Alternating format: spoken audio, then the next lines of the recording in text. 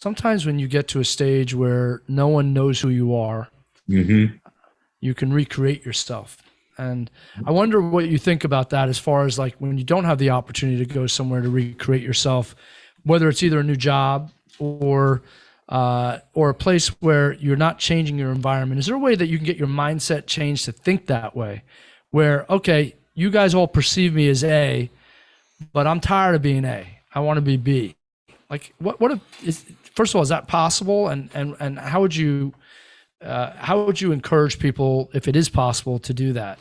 It is possible. I've absolutely done it myself because I had the opportunity to do it the one way, or maybe people don't know you. So that would be somebody's coming out of school or coming from a different practice or different practice area or different firm where maybe not too much is known about you.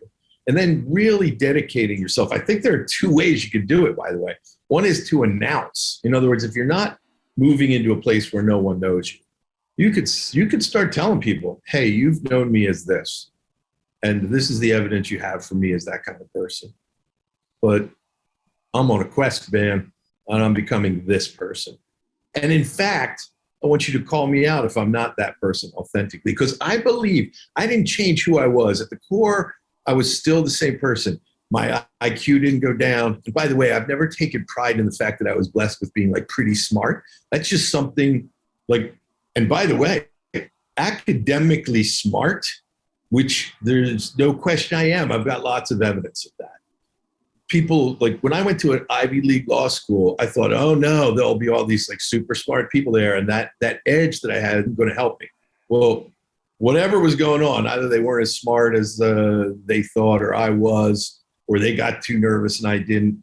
But I was still a smart guy. I just used my intelligence differently, and I started to recognize, hey, everybody's smarter than me at some stuff. This academic intelligence you have is not the start and the end.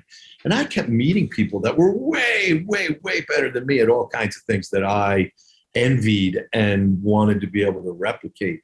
So one of the things that I did as part of reinventing myself, and I think this works whether you announce you're becoming a new person or you're quietly doing it and let other people pick up on it, is when I would meet people, I would always try to find something I legitimately loved about them. Like when you and I met, I could remember when we met at that booth in the restaurant, like personally met after the talk.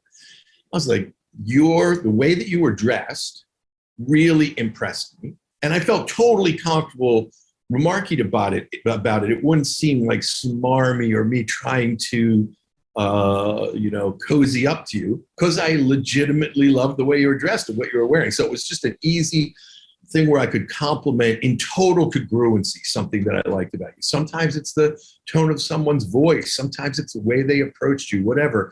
So I start my interaction with people and audiences by always trying to notice something about them that legitimately makes me feel like there's a connection there I admire.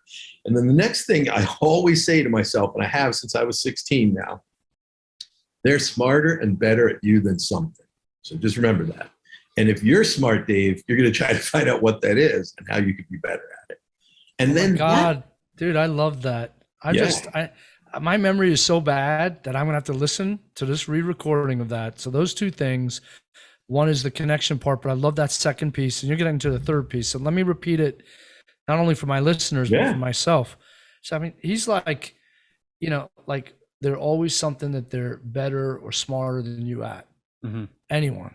And it causes you not to judge. It causes you not to judge them. Also, I think it stops your mindset from judging, which I used to do a lot of. That's fascinating. So what's the next one? Even if you judge, by the way, we all do. We all judge, right? We see stuff we don't like or whatever. But no, you love me, dude. Like I need to be loved. You saw me. I had like whatever clothes on. You go, no, but we do all do judge, but that's still a slowdown. I did. Yeah. Wow. And it alters and think about that. I meet a lot of people, but I remembered that. That's a tribute to you. But you've built this foundation where whatever judgment, and by the way, a lot of times what we judge, we're right too. It's just that I've learned to judge and leave open the possibility that I might be wrong, right? So that if I'm judging in a positive way, I leave open the possibility I might be wrong. And if I'm judging in a negative way, I leave open the possibility. And I've also experimented with this. a lot of times I'll say to myself, what would I have to see or hear in order to know I was wrong? Because then you're on the lookout for it. That comes from another period of training I had in my life. Like, you know, when you meet people, you both had this experience, I'm sure, where you meet people and you build a quick rapport, you get to know them, you decide you like them, and that leads almost instantaneously to trust. And I was talking to a buddy of mine who is former CIA, real deal, deployed in some dangerous areas of the world.